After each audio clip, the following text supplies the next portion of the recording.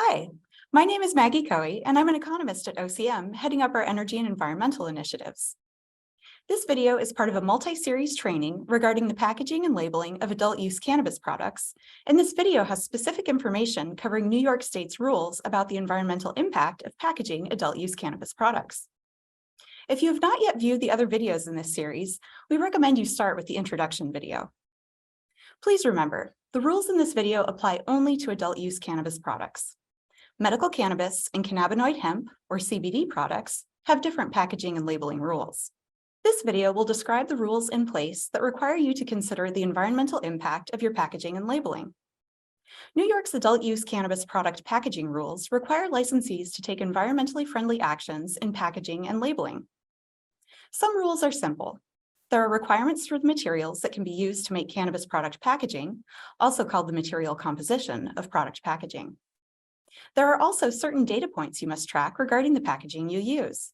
We'll start with those requirements. Then we'll discuss the rules regarding claims you make about recyclable or recycled content packaging.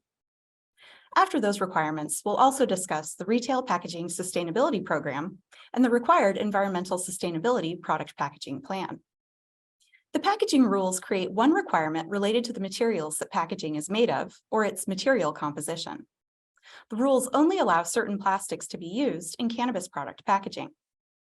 Specifically, the rules only allow plastic to be used if that plastic contains at least 25% post-consumer recycled content. This rule will go into effect on January 1st, 2024. Before January 1st, 2024, licensees are allowed to use any plastic in cannabis product packaging. After January 1st, 2024, only plastic that contains at least 25% post-consumer recycled content may be used in cannabis product packaging. The rules define plastic in a specific way, and they include all types of plastic, even plastics made from sources other than fossil fuel, like plant-based plastics or bioplastics. The rules require that licensees comply with all other applicable laws, such as those that pertain to all consumer packaging. The packaging rules require that, if you package cannabis products for retail sale, you track and report certain information. These metrics are shown on the screen. You must track the total weight and the country of origin of all packaging material that you sell, offer for sale, or distribute in a given calendar year. You must also track the number of products that are sold, offered for sale, or distributed in packages that are intended to be reused by consumers and returned to be refilled. Additionally, you must track the number of packages that actually are returned, refilled, and then sold, offered for sale, or distributed again. Finally, you must track the total cost of all your packaging material. You will be asked to report these statistics annually, and you should be ready when the report is requested. The report will also ask for data regarding the material composition of packaging materials sold, offered for sale, or distributed, but information regarding the material composition of packaging will be optional in calendar year 2023 reporting. The packaging rules will require applicants for a non-conditional license that can package and label, such as a processor or microbusiness license, to submit a Retail Packaging Sustainability Program.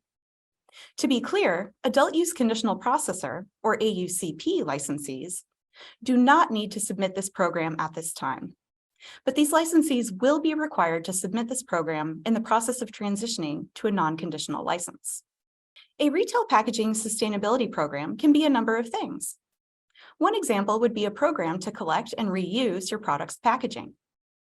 New York's packaging rules allow for retail packages to be reused if they have been appropriately sanitized and the packaging does not pose a risk of unintended exposure or ingestion. This means the packaging must be disinfected to remove any harmful residue or contaminants. Additionally, the package must be visually inspected to ensure it is suitable for reuse. A retail package would not be suitable for reuse if its child-resistant mechanism no longer worked, if it had cracks or other defects that would harm the package's durability, or if it could otherwise pose a threat of harm, such as harm due to accidental ingestion. You are not required to engage in reusing retail packages for your Retail Packaging Sustainability Program. Other acceptable programs could include sustainable packaging strategies that use non-plastic compostable or non-plastic recyclable materials, and other similar programs are acceptable too. If you are considering a reuse program for your retail packaging sustainability program, then you should make sure you have included procedures in your program to properly sanitize and inspect retail packages prior to reuse. 2 years after submitting a retail packaging sustainability program, you will be required to submit an environmental sustainability product packaging plan. This plan must build on your retail packaging sustainability program and more greatly reduce your use of plastics in packaging. You should start preparing for this plan now so that you are ready to submit and implement it when required to do so. So far in this video, we have discussed requirements for packaging's material composition, required reporting to the office, and the retail packaging sustainability program that must be submitted on license application and updated 2 years after its submission.